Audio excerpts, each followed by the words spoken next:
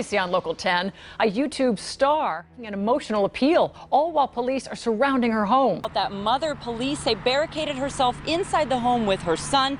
She is a popular YouTube personality, and it seems even as police were outside, she was recording and posting a video, and at this point, it has 36,000 views. The standoff lasted 6.5 hours. An armed woman barricaded with her son was recording videos. And now, there is a whole house filled with police officers because I'm not going to make it past today, and I hope my son can forgive me one day. Nina Unrated, the YouTuber who found herself in big trouble. This is a tragic story of Nina Unrated. String two words together, so I just stand there silently. 42-year-old Nina Santiago Unrated is a YouTuber along with an exotic dancer. She's been in the industry since she was just 18 years old. She's a YouTuber with multiple YouTube channels. Her real name is Denise Munez Torres, aka Nina. She was born in Puerto Rico and later moved to Missouri City, Texas. Her main YouTube has more than 379,000 subscribers, while her vlog channel has 279,000 subscribers. She once was gaining a large following, but that suddenly stopped. If we bring up her social blade, we can see a decline in her viewership. She once had a thriving channel that averaged at its peak over 9 million views, but as time went on, her peak would only average at 4 million. Her videos used to once garner sometimes over millions of views each, but now even on her good days would only garner 40,000, with some only amassing a few thousand, while her subscriber count saw a steady decline over the years. So what happened that caused this decline? Well, Nina Unrated met her then boyfriend Marlon Greenwood, and they were married in Houston, Texas on November 18, 2011. Well, let's go all the way back to 2015, where her downfall all began. In 2015, YouTuber Nina Santiago, who was 37 at the time, had a standoff with a SWAT team in her Florida home. She apparently filmed a video for her channel just moments before pointing a gun at her boyfriend and demanding he get out of her house. The video that she filmed during the standoff was titled "The Truth, Are You Happy Now?" by saying, "I want to thank you for trying to ruin my entire life, and I want to thank you for trying to take Maximus away from me.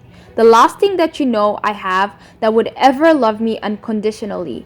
And was recording videos. And now, there is a whole house filled with police officers because I'm not going to make it past today. Denise Munez Torres, an adult entertainer who goes by the name Nina Santiago on her popular YouTube channel, posted this tearful video blaming family and an ex-husband for driving her to this. Is surrounded by police officers. Hi, Papi. How you doing? I'm gonna go spend time with my son.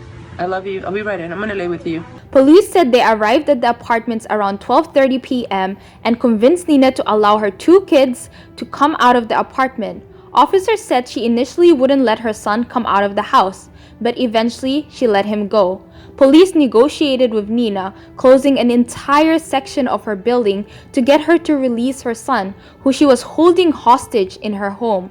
After 6 hours, she finally surrendered and was charged with both child neglect and aggravated assault. Police believe the video she recorded before the incident, which involved revealing intense personal details, put her in an emotional and violent state. Detectives said the woman admitted to pointing the gun at her boyfriend because she was having suicidal thoughts. She also claimed that she wouldn't allow her son out of the apartment because she feared that she would never see him again. After the incident, she confessed that her ex tortured her with various things, and she used the gun for her son's safety and with no killing intentions. And that would be the beginning of the end for Nina Unrated. After the arrest, she lost custody of her second child, Maximus, who was known to be 7 years old as of November 2015. The more I looked into this case, the sinister it got. On the 11th of January 2018, Nina began reporting that her son Maximus has gone missing. Further digging into these claims, I found that her son hadn't actually gone missing in the classical sense, but was missing from her radar. According to court documents that Nina released, she claims that the court had ordered that she could be granted daily Skype calls with her son, and that her ex has the right to record these Skype calls, and that the concealment, abduction, or detention of the son was against this order, and that there's limited rights to both parents, and that any parents without custody was willing to detain, conceal, or remove the child will be subject to being punished, and that if the custodial parent was to change residency outside the state, they must inform the other parents and seek permission by written statement to relocate or petition the court in the case of a dispute. So in the classical sense, her child was not actually missing, but was just missing from her view. But digging deeper, I found that we don't know if the court has since changed its stance, as the child was taken out of school abruptly, possibly due to his safety. And if that is the case, the school had probably seen Nina as a threat who could possibly show up to whatever new location and attempt to take the child. Another thing worth noting is after the alleged incident, Nina had no custody of the child for over 2 years at that point. She also failed to comply with visitation and didn't put in the effort, and would go online to continuously bash her ex, who was the only one who could possibly grant her shared custody. She once even referred to her child with the N-word. As time went on, her fans, who were referred to as the Kisses, started to notice her discrepancies. She started garnering widespread hate as people started questioning her. Here are just some of what people had to say. The saga worsened when she began telling people that she was saving up money to hire lawyers to get custody back for her son.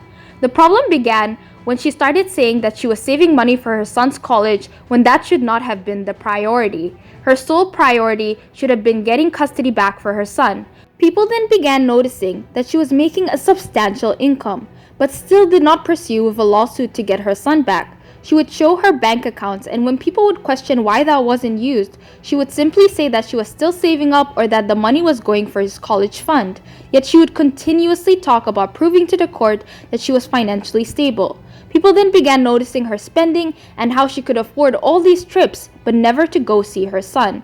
And she would spend the majority of her income on Botox, lip fillers, and unnecessary expenditures. Things began worsening when she began receiving donations from her Amazon wishlist for her son, including stuff like sheets, toys, shower curtains, stuff that would be useless based on the simple fact that she couldn't use them as her son wasn't in her custody.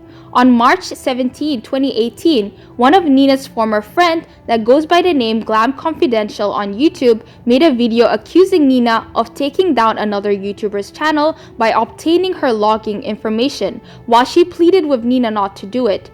Yet Nina told her not to do anything in writing, to not leave a footprint of her actions.